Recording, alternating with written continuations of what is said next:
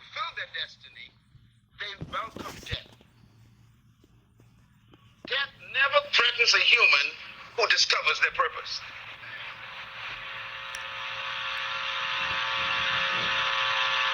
The Apostle Paul, for example, was not afraid to die. As a matter of fact, the Apostle Paul died willfully. He decided to die. Let me quote him. I quote, "I have finished my course.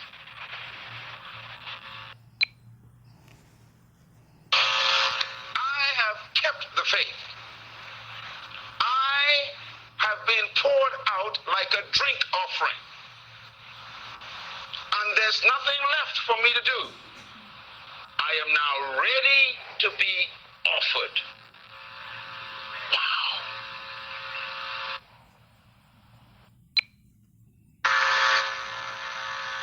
He had this clear confidence about death. So please write these statements down, please. Very important. First, I want to talk to you about purpose and destiny. Write the two words down. And I want to focus on, in this first segment, the laws of personal success from a kingdom perspective. Let's talk about success for a minute. Proceed. Now, success is something that every human wants. Everybody wants to succeed. But for you to succeed in life, there are 5 questions you must answer. And every human being on earth is trying to answer these questions right now, including the person sitting in your chair right now. Control the human race. These 5 questions motivate everything you do. These 5 questions are so powerful that they create everything in this planet that humans do. These 5 questions are the source of all of your problems. They are the source of all the crime in your city. They are the source of all of your broken homes and divorce. They are the source of all corruption. These 5 questions are the source of every problem a human faces. It's in these 5 questions. In other words, our attempt to find the answer to these 5 questions is the cause of all of our behavior. As a matter of fact, you came here tonight and you're watching this program live around the world because of these 5 questions. I have reduced all of human life to 5 questions. Write them down. Number 1, who am I? To answer. Most people have never asked nor answered that question because it's a frightening question. The average human never answers that question. Who am I? The second question that you must answer to become successful in life is, where am I from? Where am I from? Again, 99% of the world's population never answers that question. That question has nothing to do with your ethnicity. Where am I from? The third question every human must answer to become successful on this planet is, why am I here? Why was I conceived? Why was I born? And I am certain that most of you sitting here in this room still have not answered that question. Why am I here on this planet? To be successful is, what can I do?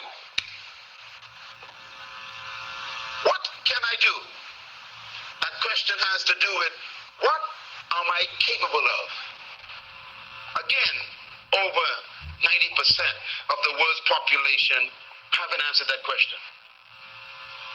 And the last question every human is grappling with is the question, where am I going? Where am I going? It is the question of destiny. Where am I going? Now, the first question, who am I, is a question of identity. Write it down next to it. The average human is still struggling with self-identity. That is why most of us are other people. You wear Sean John. These are people. Because you ain't got no identity, you want to be like them. So you need to put on other people's identity to feel important. You are sick. That's why your children are in gangs today, killing each other just to wear a Nike shoe. Because they're trying to get identity. They would kill for a coat suit. In other words, that's why you wear your weave. Oh boy, I'm getting deep now. And you want to dress like other people. That's why you follow the styles of the day. Because you have no identity, so you're trying to keep up with other people's style. You are battling with this question of, who am I? Self-imposed standards for the sake of a higher goal. I'm talking now about self-discipline. All leaders have to have the quality of self-discipline. You are not a leader if you are not self-disciplined. Now, self-discipline implies that there are other disciplines. In other words, discipline externally is considered other discipline. A leader doesn't need much discipline from the outside. They self-impose discipline on themselves. And that is what we call self-discipline. Now, the key to achieving your vision is discipline. And this scripture found in Proverbs 29, we read it early this week. It says, where there is no vision, the people perish. Blessed is the man who keeps the law. A little definition here of what that means.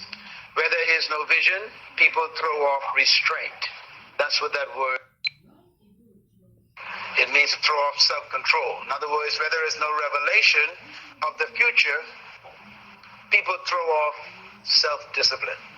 So the key to your life is finding a vision that imposes discipline on you. In essence, vision is the source of discipline. I'll explain discipline in a minute, what it means, how it works.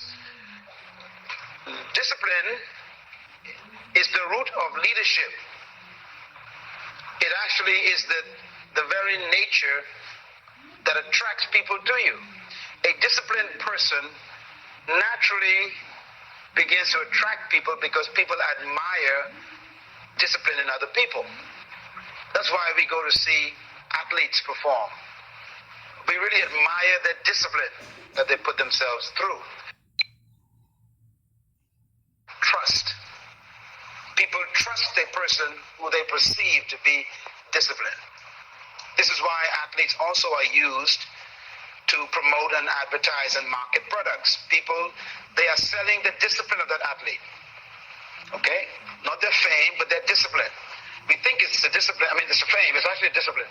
But we think that if we wear Nike shoes, we will jump like Mike. Okay? So the idea that they sold us was, if you want to be like Mike, now you know 180 pounds and some chitlins, you cannot be like Mike. But you still buy the Nike shoes because the idea is what you're wearing. So you are buying the discipline that he has in his life that produced the kind of professional athleticism that he is known for. And so you are really impacted by the discipline. We're going to learn some surprising things today about God's woman. What it means to be a perfect lady. The rare wife. What I'm going to talk about is rare breeds. The perfect lady. The kind of people that are hard to find. And I trust you're one of them.